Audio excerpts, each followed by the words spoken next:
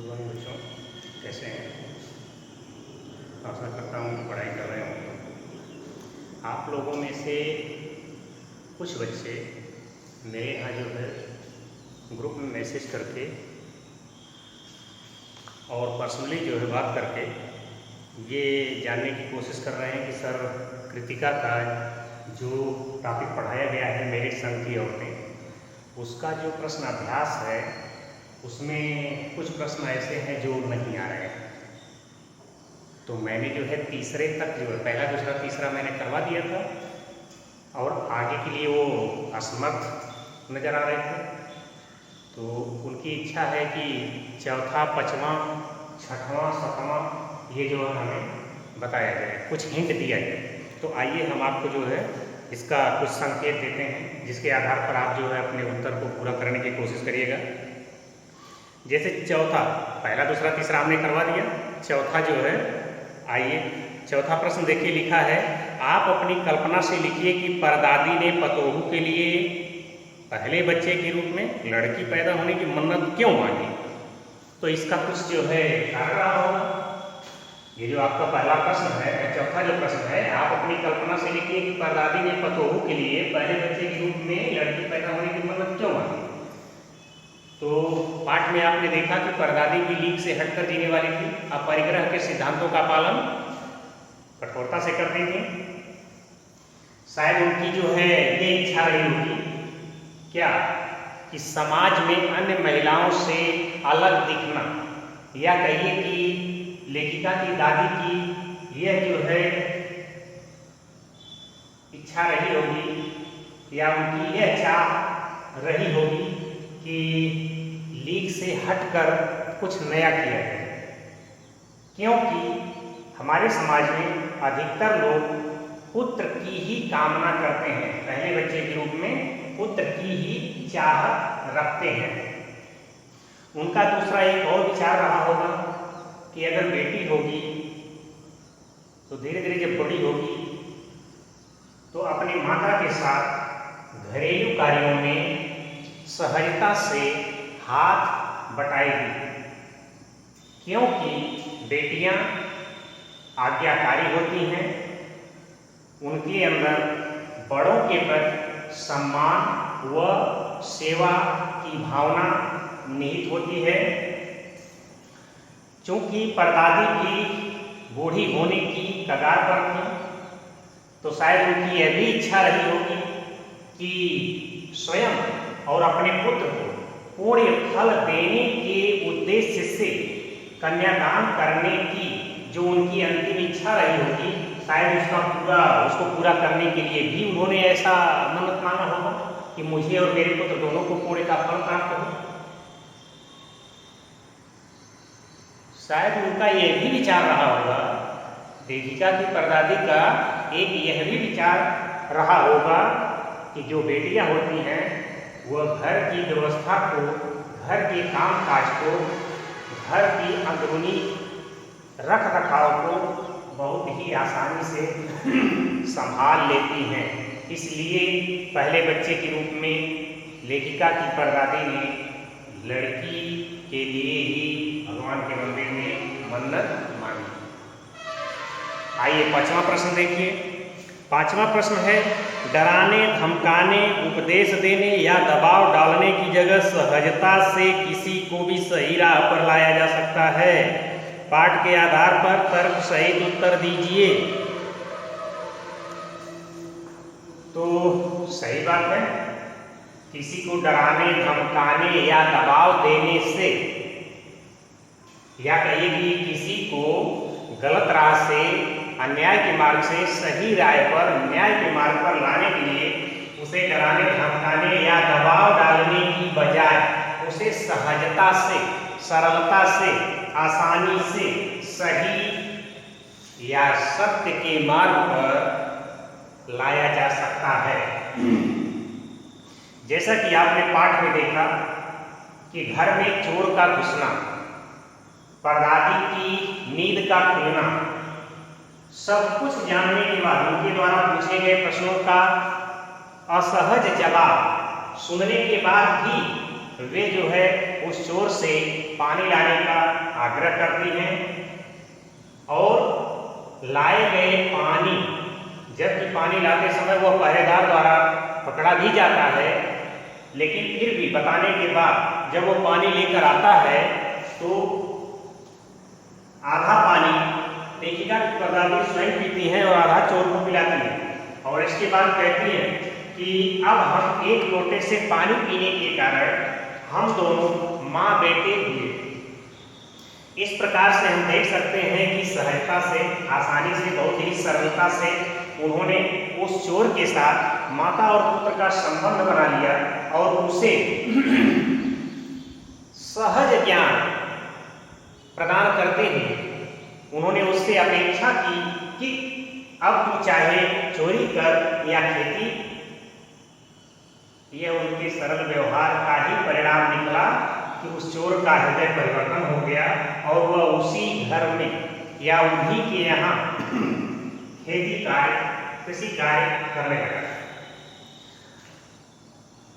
इस प्रकार हम कह सकते हैं कि यदि माँ या दादी माँ के द्वारा यदि चोर को मारा पीटा या प्रताड़ित किया गया होता तो उसे आसानी से सन्मार्ग पर नहीं लाया जा सकता था। अगला प्रश्न देखिए, छठवां, शिक्षा बच्चों का जन्मसिद्ध अधिकार है। इस दिशा में लेखिका के प्रयासों का उल्लेख कीजिए। तो शिक्षा बच्चों का जन्मसिद्ध अधिकार है, इस दिशा में लेखिका ने निम्नलिखित प्रयास किए। क्या? क ख के रूप में जो है आप कह सकते हैं कि प्राइमरी स्कूल खोलने का बिशप से निवेदन। लेखिका जो है जब डालमिया नगर से, बिहार के डालमिया नगर से कर्नाटक के बागलकोट में रहने के लिए गई, तो चूंकि उनके पास 2 बच्चे और थे, जब वे पढ़ने लायक धीरे धीरे होने लगे तो चूंकि वहाँ बागलकोट में कोई ढंग का स्कूल नहीं था, इसलिए वहाँ के स्थानीय लोगों की मदद से उन्होंने वहाँ के कैथोलिक बिशप से, जो ईसाई मिशनरी थी, कैथोलिक बिशप से उन्होंने जो है निवेदन किया कि आप बगल में जो सीमेंट की फैक्ट्री है उसके साथ मिलकर एक प्राइमरी स्कूल खोलें, जिससे कि लोगों को शिक्षित होने का अवसर मिल सके। परंतु कैथोलिक बिशप ने क्षेत्र में ईसाइयों की संख्या कम होने का हवाला देते हुए उनके निवेदन को अस्वीकार कर दिया। उन्होंने कहा कि यहाँ की संख्या बहुत कम है क्रिश्चियनों की, इसलिए हम परमिशन नहीं दे सकते। तो एक तो हो गया कि प्राइमरी स्कूल खोलने के लिए बिशप से निवेदन, दूसरा उनका सरकार से मान्यता, प्राइमरी स्कूल खोलकर सरकार से मान्यता लेना। ये जो है आप कह सकते हैं कि बिशप की दूसरे पार्ट में, इस उत्तर का दूसरा भाग आप इस तरह से लिख सकते हैं कि बिशप की मनाही के बावजूद भी लेखिका ने प्रयास करते रहे और हार नहीं मानी, जिसका परिणाम यह हुआ कि वहाँ के स्थानीय जो कार्यकर्ता थे, जो मेहनती लोग थे, मजदूर वर्ग था, उन लोगों को अपने साथ ली और वहाँ के धनाढ्य या समृद्ध लोगों की मदद से एक प्राइमरी स्कूल उन्होंने खोला और उस स्कूल में 3 भाषाएं पढ़ाई जाती थी, हिंदी, इंग्लिश और कन्नड़। और उसके लिए उन्होंने प्रयास करते करते कर्नाटक सरकार से मान्यता भी ले ली और जिसका परिणाम हुआ कि उसमें लेखिका के और अन्य अक्षरों के बच्चे भी पढ़े और जीवन में आगे बढ़े। इस प्रकार हम कह सकते हैं कि लेखिका ने अपने प्रयासों के बल पर असंभव को संभव बनाने का कार्य किया। अगला प्रश्न आपका जो है 7वां है, पाठ के आधार पर लिखिए कि जीवन में कैसे इंसानों को अधिक श्रद्धा भाव से देखा जाता है।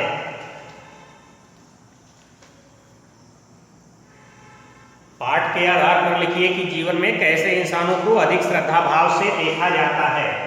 तो हम पूरे पाठ का अध्ययन करने के बाद आपने पढ़ाई होगा कि इस पाठ में लेखिका द्वारा, मृदुला गर्ग जी के द्वारा कुछ ऐसी सुझाव भरी बातों को प्रस्तुत किया गया है कि जिसको अपना करके कोई भी सहज इंसान, कोई भी सरल इंसान जीवन में अच्छे मार्ग का अनुसरण कर सकता है। आपका प्रश्न है कि कैसे लोगों को श्रद्धा भाव से देखा जाता है, तो हम कह सकते हैं कि समाज में जो लोग सही समय पर सही सलाह देने वाले होते हैं, वैसे लोगों को अधिक श्रद्धा भाव से देखा जाता है, अर्थात वे लोग हमारे श्रद्धा के पात्र होते हैं। और आगे हम उसी में जोड़ सकते हैं कि जो लोग खानदानी पृष्ठभूमि से संबंधित होते हैं, ऐसे लोगों को भी समाज में लोगों द्वारा श्रद्धा भाव से देखा जाता है। सत्य के मार्ग पर चलने वाले अर्थात सत्यवादी लोगों को भी हमारा समाज श्रद्धा भाव से स्वीकार करता है। और इसके साथ ही साथ एक पॉइंट और आप लिख सकते हैं, उसमें जोड़ सकते हैं कि समाज में एक की सुनी हुई बात किसी दूसरे से अनावश्यक वर्णन न करने वालों से, अर्थात चुगलखोरी न करने वालों को भी हमारे समाज में लोग उनको श्रद्धा के भाव से देखते हैं, या कहिए कि चुगली न करने वाले लोगों को अधिक श्रद्धा भाव से देखा जाता है। आपने पाठ में देखा होगा कि लेखिका के अंदर कई गुण थे। वह कठिन कार्य तो नहीं करती थी, घर का कार्य नहीं करती थी, साथ ही साथ अन्य भारतीय माँओं जैसा अपनी संतानों के प्रति व्यवहार भी नहीं रखती थी। किंतु ये जो श्रद्धा भाव से देखे जाने के जो उपयुक्त कुछ आपको गुण बताए गए हैं, 3, 4, 5, इनकी वजह से लोग लेखिका की मां को अधिक श्रद्धा भाव से देखते थे, या कहिए लेखिका की मां अधिक श्रद्धा की पात्र थी। इसलिए हमें यह ध्यान रखना चाहिए कि श्रद्धा का पात्र वास्तव में वही होता है जो उचित समय पर उचित सलाह देने वाला हो, खानदानी पृष्ठभूमि से ताल्लुक रखने वाला हो, सत्य बोलने वाला हो, या कहिए सत्यवादी हो, और लास्ट एक पॉइंट और कह सकते हैं कि जो चुगली न करने वाला हो। ऐसे लोगों को समाज में अधिक श्रद्धा भाव से देखा जाता है। बेटा जो 8वां आपका प्रश्न है, इसको हम आपको जो है ग्रुप में बोल करके लिखवा देंगे। 8वें का जवाब आपको मिल जाएगा। तो उम्मीद करता हूँ कि अब आप लोग जो है अपनी आपका जो पाठ है, जो इसका प्रश्न अभ्यास है, इसको अब बहुत ही आसानी से पूरा कर लेंगे। अब आपको कोई असुविधा नहीं होनी चाहिए, क्योंकि आपको अधिक से अधिक सहायता दी जा चुकी है। इसलिए पाठ को पूरा करिए। आज के क्लास में बेटा इतना ही। धन्यवाद।